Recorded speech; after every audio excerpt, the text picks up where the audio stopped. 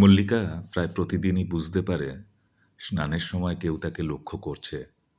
এই বাড়ির কারো পক্ষে সেটা সম্ভব নয়। কারণ এই বাড়িতে স্নানের জায়গাটা এমন জায়গায় যে বাড়ির কোনো জানালা দরজা এমনকি ছাদ থেকেও কেউ নজর করতে পারবে না। হয়তো চারদিক ঘেরা ছাদযুক্ত বাথরুম নেই বলে এই রকম আড়ালে স্নানের জায়গা। এই ধরনের গ্রামে এমন স্থানেই স্নানের জায়গা হয়। কারণ এখানে লোকে ভাবে স্নানের আবার আলাদা জায়গা কি। অধিকাংশ মেয়েরা পুকুরেই স্নান করে। কয়েকবার সে লক্ষ্য করেছে। কিন্তু কি কায়দা করে সারা শরীর ভিজিয়ে ভিজে সায়া কাপড় আবার তারা শরীরে জড়িয়ে নেয়, সেটা সে বুঝে উঠতে পারেনি। ছোট থেকে সে শহরে বড় হয়েছে। প্রথম জীবনে ভাড়া বাড়িতে থাকলেও সেসব বাড়িতে আলাদা বাথরুম থাকতো। তারপর বাবা ৩ কামরার ফ্ল্যাট কিনলেন, দুটো বাথরুম সমেত। একমাত্র মেয়ে, তাই তার নিজের কামরা, নিজের বাথরুম ছিল।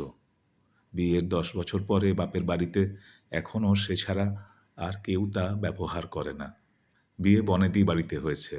ফ্ল্যাট নয়, বাড়ি। পুরনো দিনের বাড়িতে পুরনো ধাঁচের বাথরুম। একটাই সমস্যা, অ্যাটাচড বাথরুম নেই শোবার ঘরের সাথে। কিন্তু সেটা অভ্যেস হয়ে গেছে। বরেরা এক ভাই এক বোন। বরের বোন মানে তার ননদ কলেজে পড়ে। ননদ আধুনিক মনস্ক, কিন্তু বৌদির খুব ন্যাওটা।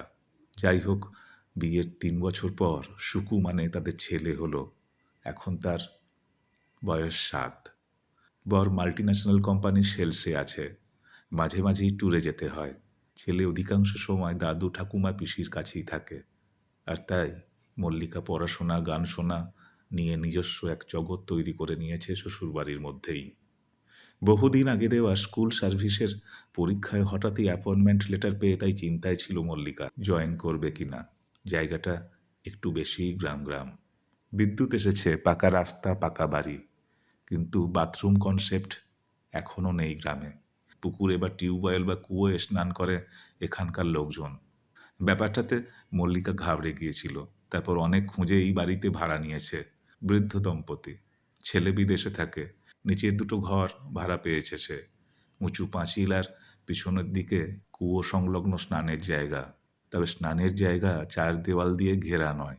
বৃদ্ধ দম্পতি কথা দিয়েছেন খুব তাড়াতাড়ি বাথরুম করে দেবেন, একদম শহরের মতো। সোমবার সকালে আসা আর শনিবার বিকেলে শহরে নিজের বাসস্থান মানে শ্বশুরবাড়িতে ফিরে যাওয়া। এইভাবেই চাকরি জীবন শুরু হলো মল্লিকার। গ্রাম হলেও যতটা বোরিং হবে ভেবেছিল, ততটা বোরিং হলো না জীবনটা। এক নতুন উদ্যমে পড়ানো শুরু করলো স্কুলে।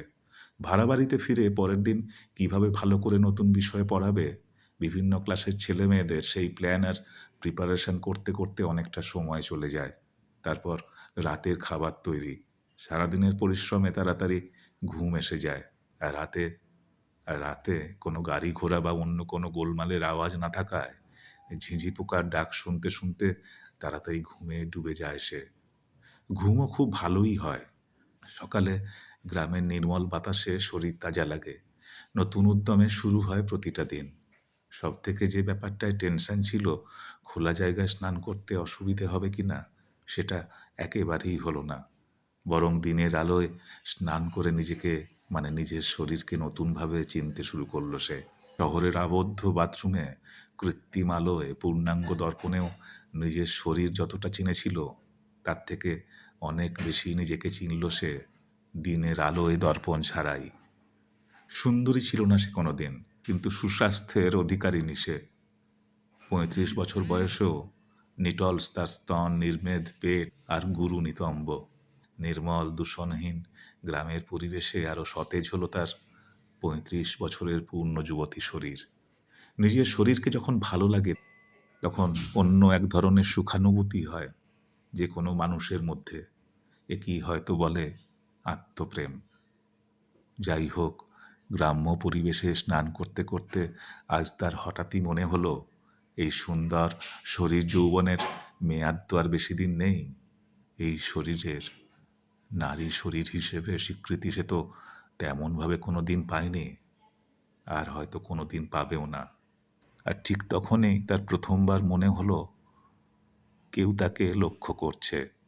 প্রথম দিন সেটা মনে হওয়াতে সে তাড়াতাড়ি স্নান শেষ করে ঘরে ঢুকে যায়। পরে মনে হয় তার ধারণা ভুল, কারণ চারদিকে উঁচু পাঁচিল, সঙ্গে গাছপালা, অনেক দূরে দু চারটে বাড়ি। সেই দূরের বাড়িগুলো থেকে কে তাকে লক্ষ্য করবে এই সকাল ৯টা, সাড়ে ৯টার সময়? আর করলেও তা কিভাবে? মনে মনে তর্ক করে নিশ্চিন্ত হলো সে, সবই তার মনের ভুল। কিন্তু পরের দিনও একই অনুভূতি।